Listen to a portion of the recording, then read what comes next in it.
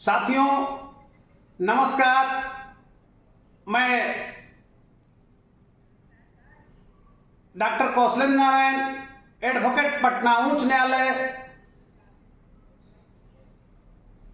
आज आपको digital house arrest क्या होता है इसके बारे में जानकारी दूंगा। आप देख रहे हैं मेरा YouTube channel advocate Kaushlendra Narayan. अगर आप लोग मेरे चैनल को सब्सक्राइब नहीं किए होंगे तो जरूर सब्सक्राइब करेंगे और लाइक करेंगे। जिस तरह से आज देश में डिजिटल रूप सर्वोपरि होते जा रहा है विभिन्न क्षेत्रों में, उसी तरह से डिजिटल स्कैम भी व्यापक पैमाने पर हो रहे हैं। वित्त वर्ष 2023 में रिजर्व बैंक का स्टेटमेंट था कि लगभग 30,000 करोड़ साइबर फ्रॉड के मामले रजिस्टर्ड किए गए हैं पूरे देश में। आज मैं आप लोगों को डिजिटल हाउस अरेस्ट के बारे में जानकारी दूंगा। आखिर डिजिटल हाउस अरेस्ट है क्या? साथियों, डिजिटल हाउस अरेस्ट से अभिप्राय यह है कि स्कैमर्स आधार नंबर, फोन नंबर का गलत हवाला देकर के उसमें सारांश यह होता है कि जो स्कैमर्स होते हैं वो वीडियो कॉल करते हैं या फ़ोन करते हैं और कहते हैं कि आपके आधार नंबर से और फ़ोन नंबर से गलत कार्य हुआ है, जिसके चलते आपके ऊपर क्राइम ब्रांच में, साइबर क्राइम ब्रांच जो है उसमें केस दर्ज कराया जा रहा है। और यहीं तक बात नहीं रुकती है, डरा धमका करके और लाखों रुपए ठग लेते हैं। आज मुख्य रूप से डिजिटल हाउस अरेस्ट का जो रूप है, यही रूप है कि घर में ही बंधक बना लेते हैं।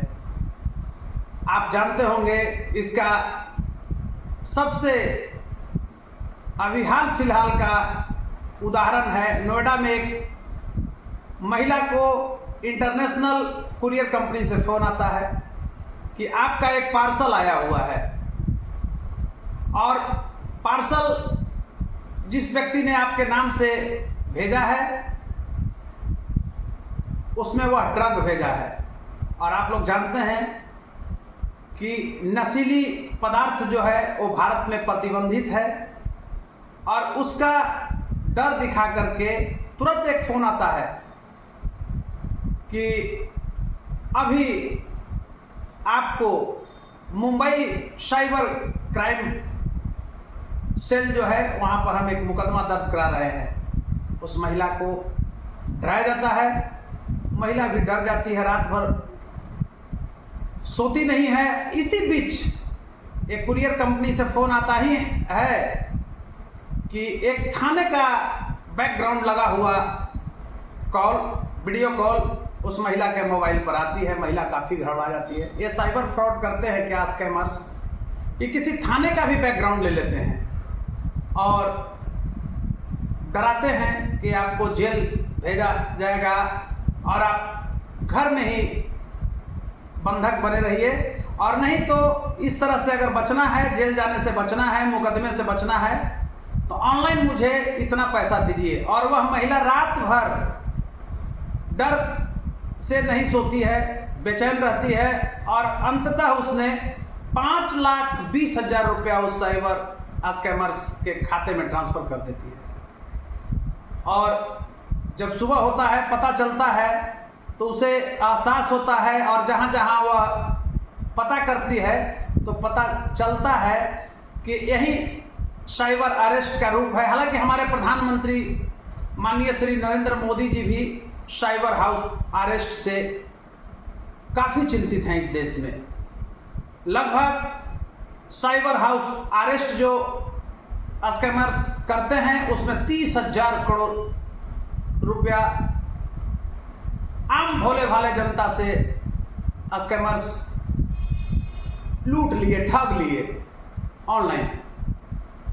प्रश्न उठता है, सर्वप्रथम यहाँ यह आप लोग को, आम जनमानस को जानकारी होनी चाहिए कि कोई भी पुलिस का वेरिफिकेशन जो होता है या जांच जो होती है वो फोन से नहीं होती है और वीडियो कॉल से नहीं होती। इससे बचने का यह उपाय है। दूसरा जो तरीका है वह तरीका यह है कि आप जो है अपने बैंक अकाउंट का जो प्रयोग करते हैं, जो बैंक अकाउंट से आप जमा या निकासी करते हैं, उसमें डबल ऑथेंटिकेशन सिस्टम को लागू रखें ताकि आपका बैंक अकाउंट सुरक्षित रह सके। किसी तरह का फोन आए तो उसे तरजीह नहीं दीजिए, क्योंकि आज साइबर हाउस अरेस्ट जो कर रहे हैं, डिजिटल हाउस अरेस्टिंग का जो घटना भारत में घट रही है वह बहुत ही चिंतनीय है। आम भोले भाले जनमानस के लोग स्कैमर्स के गिरफ्त में फंस करके और अपनी कमाई हुई मनी को साइबर फ्रॉड के खाते में ट्रांसफर कर दे रहे हैं। बाद में वो काफ़ी विचलित होते हैं, तमाम कठिनाइयों का सामना करते हैं। इसलिए अगर इस तरह का कॉल आता है, वीडियो कॉल आता है, तो सर्वप्रथम आप साइबर थाना जो है उसको सूचित करें और आप अपने बैंक अकाउंट्स वगैरह को सतर्कतापूर्वक आप निरीक्षण करें। दूसरी तरफ अगर कोई भी कॉल आता है या OTP मांगा जाता है तो आप OTP नहीं दें। खासकर भोले भाले जो लोग हैं उनको कॉल जाता है, अगर झांसे में पड़ गए तो पूरा अकाउंट खाली हो जाता है। इसलिए इसका आसान तरीका है कि आप किसी भी पुलिस वाले के कॉल से नहीं डरे। और एक चीज मैं और बताना चाहता हूं, एक नया तरीका भी डिजिटल हाउस अरेस्ट का आ गया है कि थाने का थानेदार बन के लोग फोन करते हैं कि अमुक घटना में आपके पुत्र को या परिवार के किसी सदस्य को गिरफ्तार किया गया है और आप इतना समय में आप पैसा भेज दीजिए हमारे अकाउंट में, तो आपको हम FIR दर्ज नहीं करेंगे, इनको छोड़ देंगे। या अगर वह लड़का आपके पास आपके घर में भी बैठा हुआ है तो कहा जाता है कि आपके लड़के के ऊपर इस तरह के FIR दर्ज हो रही है। इसलिए अगर इससे बचना है, और वो बहुत बड़ा ही संदिग्ध मामला बताएगा ताकि हड़बड़ाहट घर में हो, परिवार के सदस्यों के बीच हड़बड़ाहट हो और आनंद फानन में लोग ये स्कैमर्स होते हैं उनके अकाउंट में मनी ट्रांसफर कर दें। इसलिए इससे बचना है।